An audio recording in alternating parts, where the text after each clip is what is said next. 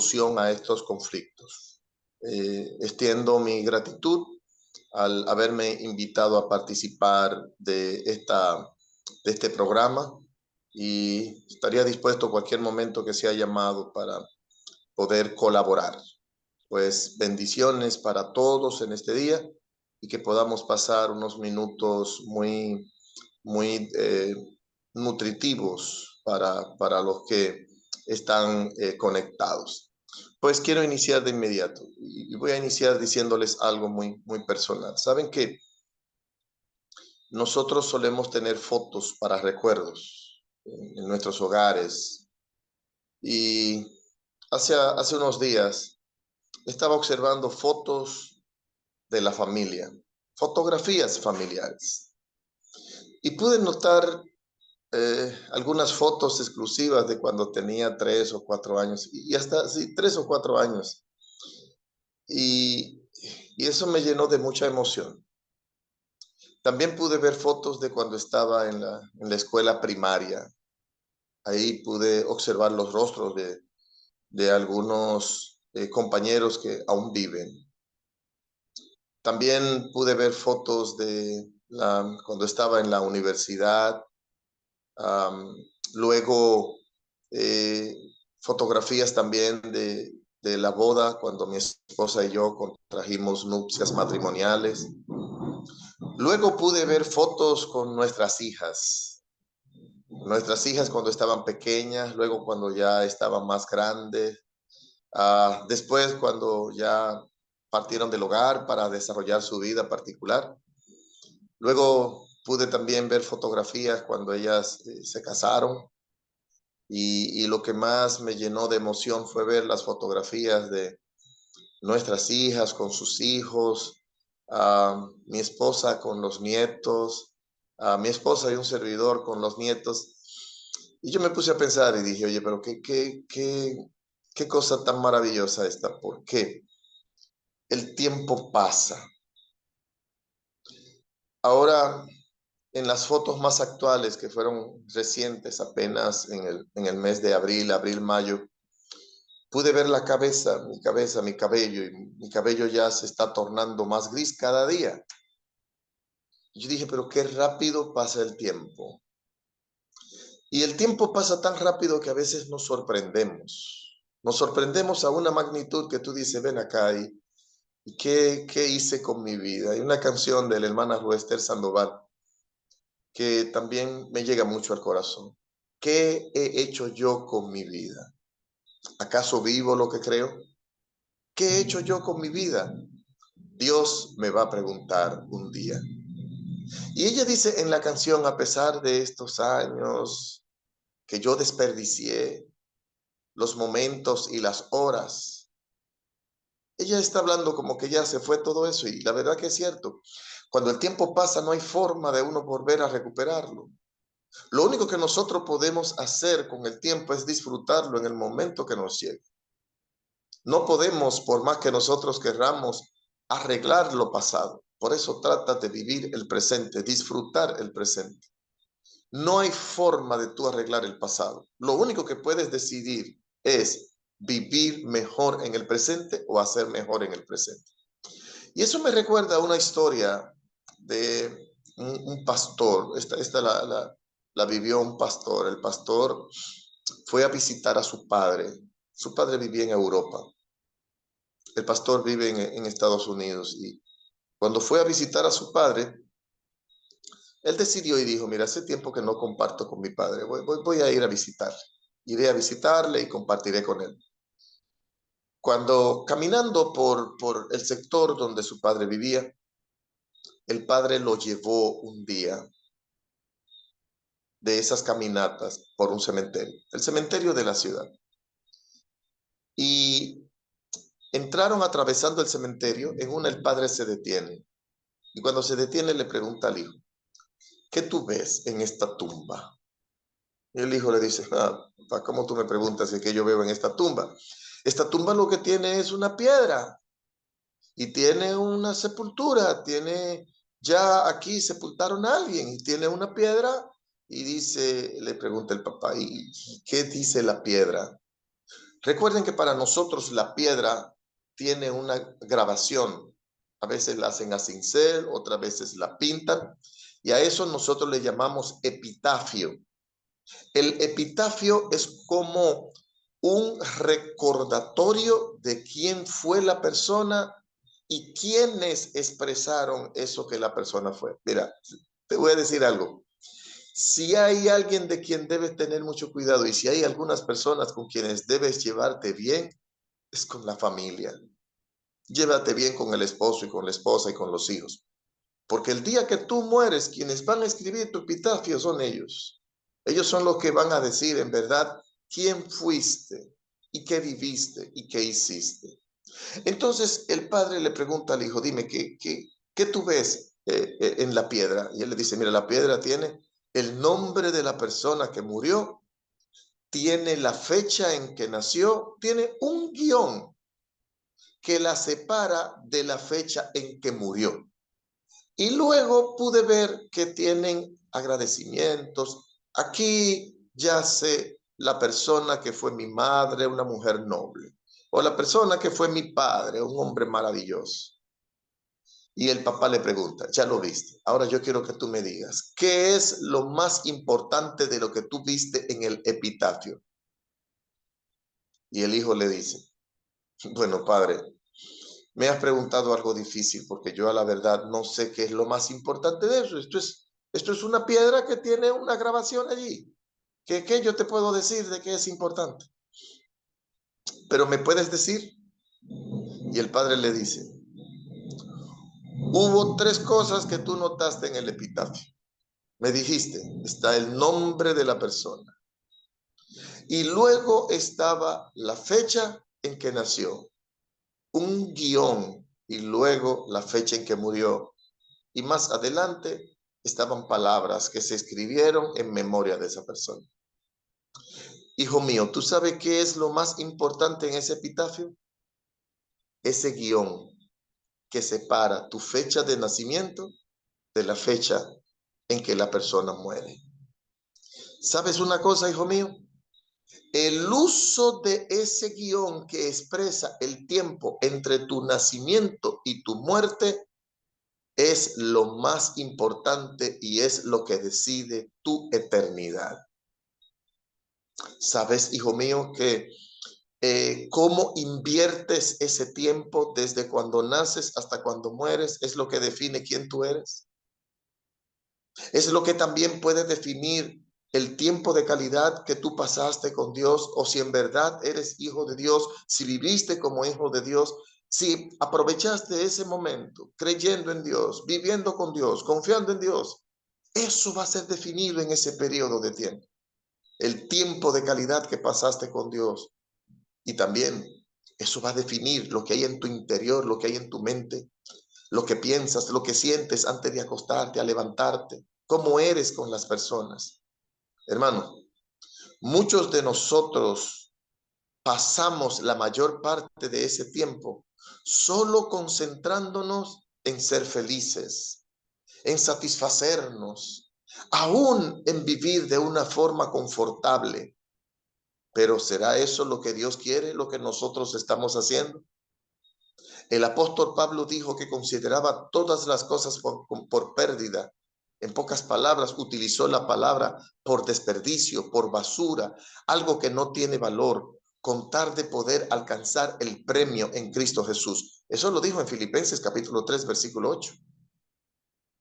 Lo cual el apóstol Pablo nos está diciendo, debemos concentrarnos en Jesús a tal grado de que todas las cosas que están alrededor nuestra sean como pálidas, como sin color, sin atractivo, con tal de nosotros poder ganar a Cristo. Debemos considerar todas esas cosas como basura, con tal de nosotros poder desear a Cristo. Aquí en el lugar donde nosotros vivimos en una zona que pertenece todavía a las Commonwealth, a las islas de la Mancomunidad Británica. Y déjame decirte que yo veo muchos familiares, muchos hogares, muchas casas, tú te vas a dar cuenta, muchas residencias que están abandonadas. Y residencias que se ven en muy buena condición, con el tiempo se van deteriorando, porque cuando una casa no es habitada, y se deja así a la merced del tiempo, la misma naturaleza va aprovechando, va ganando terreno y la va destruyendo. ¿Tú sabes por qué muchas de esas casas están siendo abandonadas? Porque los familiares las heredan y no se ponen de acuerdo en qué van a hacer con ese bien. Hay momentos en los cuales uno solo quiere quedarse con el bien y quiere dejar a los demás fuera de la herencia familiar. Y ellos pelean. ¿Tú sabes por qué pelean ellos? Ellos pelean por concreto, pelean por acero, pelean por madera, pelean por metal. Y eso está distanciando a una gran cantidad de familias porque no están utilizando el momento para poder compartir en familia. Luego, cuando uno enferma, cuando está en cama, entonces ahora quieren hacer las cosas para tratar de ayudar, pero ya es tarde. Porque lo mejor es aprovechar la vida en el momento que ella te viene y tú poder tratar de disfrutar. Considera todas las cosas por basura, contar de tu poder ganar a Cristo. El mismo Cristo dijo que en un momento determinado, cuando Él tenga que venir a buscar a los santos, habrá un grupo de personas que quizás dirán, oh Señor, pero yo estuve en tu iglesia, yo fui una persona que hice esto, que hice aquello. Y Jesús dirá, mira, yo nunca te conocí. ¿Y tú sabes por qué yo nunca te conocí? Porque tú nunca me conociste. El problema más grande que vamos a enfrentar los seres humanos será el haber intimado con el Señor. En el libro de San Juan, capítulo 17, versículo 3, nos dice que debemos proclamar esto, la vida eterna.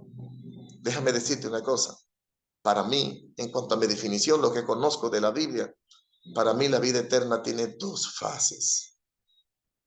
La primera fase está en San Juan 17:3. Nos dice, empero, esta es la vida eterna, que te conozcan a ti como único Dios verdadero y a Jesucristo tu Hijo, a quien has enviado. Para mí, acorde a lo que me enseña la palabra de Dios, la primera fase de la vida eterna está en reconocer a Cristo como la persona más excelente, el modelo el cual a seguir, el Salvador el cual aceptar, la vida que debes vivir. Y te diré otra cosa. La segunda etapa de la vida eterna luego viene en adentrarnos para disfrutar de ella 1000 años en el reino de los cielos y luego toda una vida en esta tierra cuando sea renovada. A menos que hagas de esa relación con Jesús algo prioritario, que te relaciones, que intimes con Él. ¿Cómo tú puedes intimar con Jesús? A través de la oración, también a través del estudio de la palabra.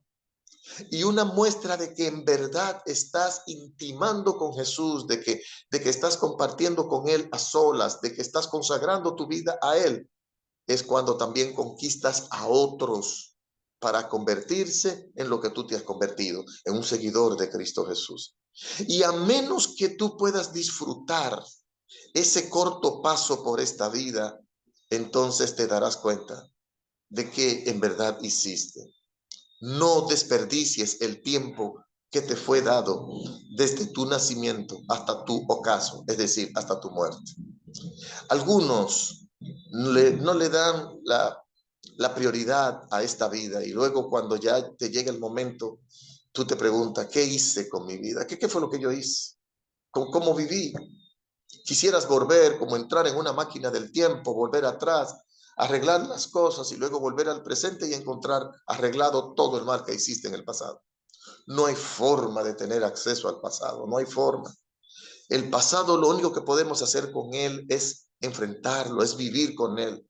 Déjame decirte, lo que tú hiciste allá detrás en el pasado, si un día un hombre o un hermano que después se convirtió, ahora está muy arrepentido, si violó a una mujer, esa violación no se borra con tu presente, esa violación queda. Si maltrataste a tu esposa, si asesinaste a alguien, si robaste, si faltaste al derecho, eso queda. Lo único que Dios hace con ese pasado cuando tú vienes a Él es que Dios ya no te hace responsable de la culpa de ese pasado. Pero también tenemos que enfrentar las consecuencias del mismo y las consecuencias están definidas en el mismo periodo de vida en el cual nosotros actuamos mal, entonces luego tenemos que enfrentar parte de ese mal en el futuro como consecuencia de nuestras malas acciones. Déjame decirte, yo no entiendo y no sé quién le dio autoridad a las personas para poder decir o para calificar. Mira, tú te vas al cielo y tú te vas al infierno. No importa tu pasado, nadie puede calificar. Y te diré una cosa, Dios no se concentra tanto en el pasado como nosotros creemos. Los seres humanos tenemos una mente en la cual hemos tratado de ver a Dios en la forma que Dios no es. Dios está más concentrado en tu presente y en tu futuro que en el pasado que tú viviste. Y por eso ninguno estamos calificados para condenar a una persona a pesar de lo que hizo, a pesar de lo que fue, a pesar de lo que vivió. A nadie nos fue dada la autoridad para nosotros poder decir, este está salvado y aquel está perdido. Pero durante ese lapso de tiempo, nosotros podemos definir si vivimos como salvos o si vivimos como perdidos. Jesús le hizo una promesa una vez a un hombre moribundo en una cruz. Y ese hombre aceptó a Jesús estando colgado en una cruz.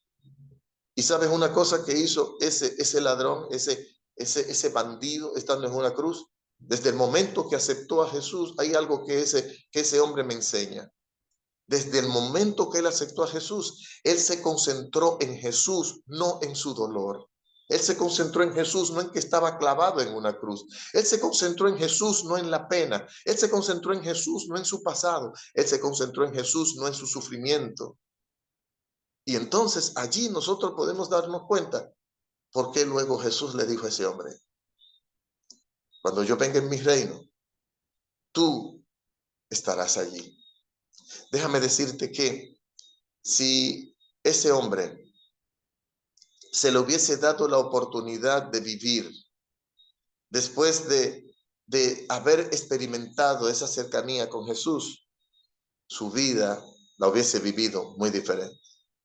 ¿Sabe que esto significa que mientras nosotros estamos vivos, mientras respiramos, tenemos el control de lo que nosotros hacemos desde cuando nacemos hasta el momento antes en que nosotros descendemos a la tumba? Yo te sugiero que haga un buen uso de tus decisiones y que les ayude eso a tu familia, que le ayude eso a tus hijos. Si hay alguien, si hay algunos por lo cual debemos luchar es por nuestros hijos. Nada es más preciado que ellos en esta vida, aparte de Jesús. Y déjame decirte una cosa, si hay que hacer un sacrificio por la familia, hazlo. Hazlo hasta que sangres, hazlo hasta que te duela. Porque lo que más nos molesta a nosotros es después de haber llegado a cierto tiempo, ver que quizás no fue suficiente lo que nosotros hicimos. Una persona una vez me preguntó, pastor, ¿qué sucede con un cristiano que cometió suicidio? ¿Se perderá para siempre?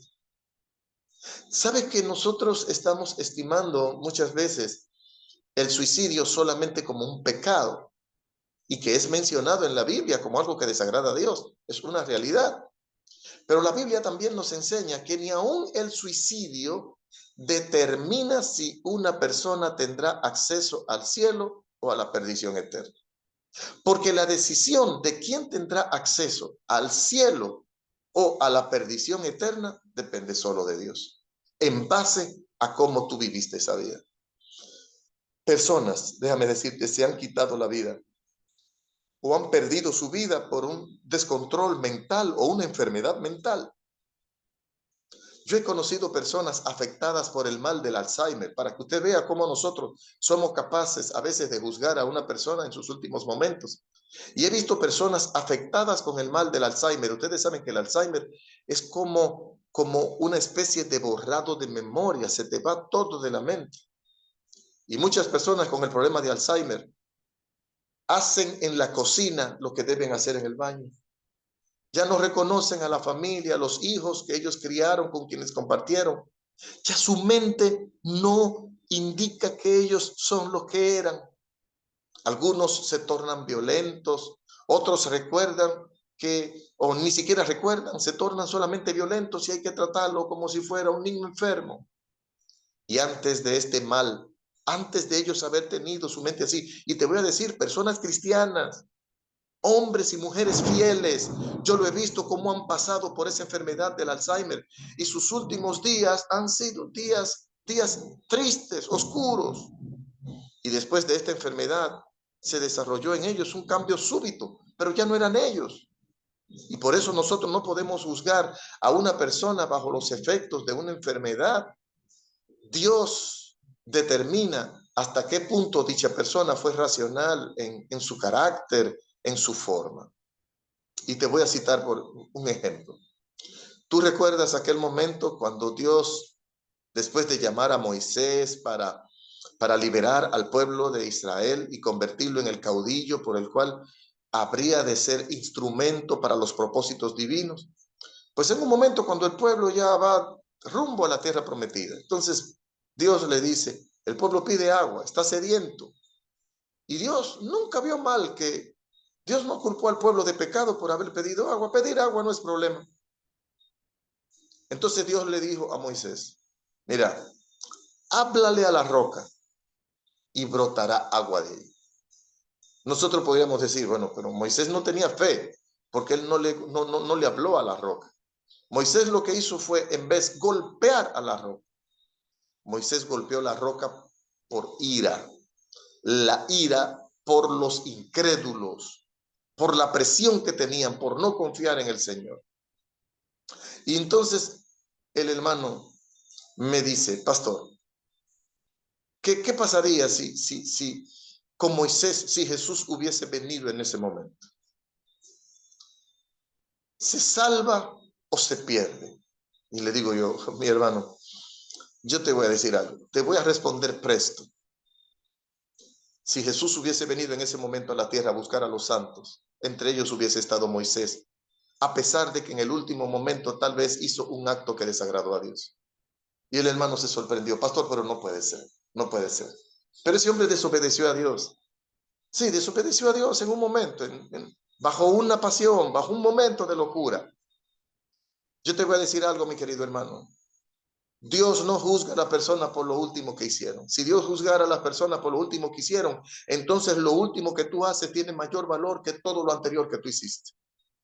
Dios no juzga a la persona por el último error cometido. Somos los seres humanos quienes nos hemos metido eso en la cabeza. Dios te va a castigar, Dios te va a juzgar, ya tú estás perdido. Mira lo que hiciste, mira aquello. Dios es quien determina en base a tu carácter, en base a la forma como tú has usado ese guión, ese proceso de vida, desde tu nacimiento hasta casi tu ocaso. Eso lo valora Dios. Y Dios no se va a concentrar en lo último malo que tú hiciste. El amor de Dios es tan grande, el amor de Dios es tan poderoso, que Dios te ve como un paquete, Dios te ve en base a todo lo que tú fuiste y Dios te va a valorar. ¿Sabes qué sucede con nosotros? Que creemos que Dios va a juzgar el último hecho. Sin embargo, Dios está más interesado en nuestro carácter en vez de lo último que nosotros hicimos. Dios te va a juzgar por tu carácter, por lo que decidiste ser, por lo que nosotros determinamos ser. Moisés fue llamado el hombre más manso sobre la faz de la tierra. Y Dios así era que lo veía. A pesar de haber cometido un error en su vida, para Dios él seguía siendo un hombre manso. Y si Jesús, acorde a su promesa, hubiese venido en ese mismo día, se lo hubiese llevado con él en el grupo de los redimidos. Porque Dios no cambia de actitud respecto a ti por lo último que tú hiciste. Si así fuera, lo último te dije que tú haces tendría más valor que todo lo que has hecho. Dios va a juzgar a las personas por cómo tú viviste, por lo que hiciste en tu vida entre tu nacimiento y tu muerte. Por eso te digo, mi querido hermano y amigo que estás presente, no despidas al empleado que tú tienes porque cometió un error. Valora lo útil que ha sido a través de la línea de tiempo. No te enemistes con tu amigo por la última discusión que tuvieron. Recuerda también los buenos momentos que pasaron juntos. No entres en enemistad con tus hermanos por roca, por concreto, por acero, por madera. Las familias están pasando muchas más tiempos enemistados que el tiempo que deben pasar juntos en felicidad. Déjame decirte una cosa y voy a insistir en esto. Tu hijo o tu hija nunca dejará de serlo a pesar de los errores que cometa. Tu hermano nunca dejará de ser tu hermano a pesar de lo que te haya dicho, de si te lastimó o no. Y un padre nunca deja de ser padre a pesar de la mala decisión que tomó. Te diré una cosa. He visto muchas familias destruirse tristemente, pero también he visto muchas familias reconstruirse. Así como he visto muchas personas vivir como perdido, he visto muchos vivir levantados en el nombre de Dios.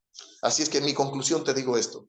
Nunca he visto un epitafio en una tumba que diga cuántos bienes tuvo la persona mientras vivió, o a cuántas fiestas esa persona asistió, o quiénes eran sus amigos, o como el hombre que más mujeres tuvo y con las cuales compartió en relación. Nunca he visto un epitafio así. Nunca he visto que tampoco un epitafio que diga, mira, aquí yace un hombre infiel, mira, aquí yace el hombre más malagradecido que hubo sobre la faz de la tierra. Te digo, quienes se encargan de tu funeral son tus familiares y en muchos otros casos tus amigos. Cuida lo que puedes hacer con tu vida desde cuando nace hasta momentos antes de descender a la tumba. Hoy es un momento para nosotros poder decidir si ser mejor padre, ser mejor esposa, mejor hija, ser un mejor amigo, pero sobre todo para ser un verdadero hijo de Dios. Que Dios te colme de gratas y ricas bendiciones y permíteme tener esta oración contigo. Señor, permítenos aprovechar los momentos que nos queda de vida, el tiempo. Lo que hicimos ya no podemos corregirlo. Solo podemos corregir el presente para recibir un mejor futuro. Perdona nuestros pecados, ayúdanos a apartarnos de ellos. Sana nuestras dolencias y enfermedades y manifiéstate a través de las oraciones que ya fueron presentadas por nuestros hermanos. Te lo imploro en el nombre de Cristo Jesús. Amén. Hermanos, muchas gracias y que el Señor les colme de gratas y ricas bendiciones. Y ha sido todo un placer haber compartido con ustedes. Gracias a usted, Pastor Miguel. Dios me lo bendiga. Gracias por ese espacio. Hermanos, muchas gracias también por hacer ese esfuerzo de conectarnos por la mañana. Les invito a seguir pues compartiendo, invitando a nuestros hermanos, a nuestros amigos, a nuestros familiares. Sigamos de una u otra manera, ¿verdad? Por al lado del Señor. Mantengámonos en las pilas, aunque a veces tengamos que pasar por momentos difíciles. Recordemos que la promesa de Dios es fiel y es verdadera. Les deseo un feliz sábado a todos y a todas. Bendiciones y que tengan un excelente día. Hasta el lunes. Feliz día a cada uno de ustedes, que el Señor lo bendiga. Muchas gracias, pastor, por estar con nosotros en esta semana, como nos dijo el hermano Isaías, y muchas gracias, hermano Isaías, por dirigirnos en esta semana. Que Dios me lo bendiga a todos. Bendiciones y bendita semana.